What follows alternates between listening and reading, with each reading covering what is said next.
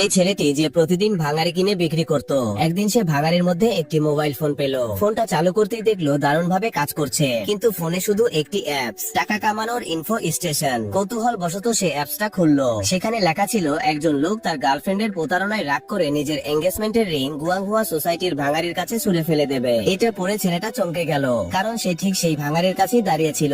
হঠাৎই এক স্রোত পড়া রেগে থাকা মানুষ সেখানে এলো, কিছুক্ষণ বিড়বিড় করলো, আর সত্যিই একটা রিং মাটিতে ফেলে চলে গেল।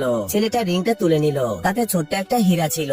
সে রিংটি বিক্রি করলো আর পেয়ে গেল প্রায় 3000 ইয়ান। তার মায়ের অপারেশনের জন্য প্রয়োজন ছিল 2 লাখ টাকা, তাই আরো টাকা আনার জন্য তাকে চেষ্টা চালাতে হচ্ছিল। পরের দিন অ্যাপসে আবার একটি বার্তা এলো, সাউথ সিটির পুরনো মার্কেটে এক বুড়ো লোক ভুল করে 5000 ইয়ানের একটি রেয়ার কমিক বুক ভাঙারি হিসেবে বিক্রি করবে। পরের দিন ভোরেই ছেলেটা বাজারে পৌঁছালো। বুড়ো লোকটি জিনিসপত্র গোছাচ্ছিল। ছেলেটা সব ভাঙারি একসাথে কিনতে চাইলো, কিন্তু বুড়ো লোক বলল, এগুলো তো আগেই আমি বোরালিও নামের এক ভাঙারিওয়ালাকে বেচে দিয়েছি। ছেলেটা দাম বাড়ালো। ঠিক তখনই বোরালিও এসে দাম বাড়াতে লাগলো। শেষে ছেলেটা সরাসরি বলল, আমি 5 টাকা কেজি দিচ্ছি।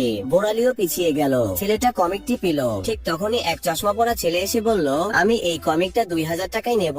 কিন্তু ছেলেটা বলল 5000 টাকার নিচে নয়। সবাই তাকে লোভী বলল, কিন্তু চশমাওয়ালা ছেলেটি অবশেষে 5000 টাকায় কিনে নিল। ছেলেটা আবার ভালো লাভ করলো। তারপর অ্যাপসে নতুন একটা বার্তা এলো, এক দাদি বাড়ি বদলাচ্ছেন আর ভুল করে 2 লাখ ইয়ানের নীল সাদা পুরনো ফুলদানি ফেলে দেবেন। ছেলেটা দাদির বাড়িতে পৌঁছালো। দাদি বললেন 3000 দিলে সব ফেলে দেওয়ার জিনিস নিয়ে যাও। ছেলেটা রাজি হলো, আর সত্যিই সেই মূল্যবান কিং রাজবংশের পুরনো ফুলদানিটি পেয়ে গেল। সে ফুলদানিটি এক দোকানদারের কাছে নিয়ে গেল।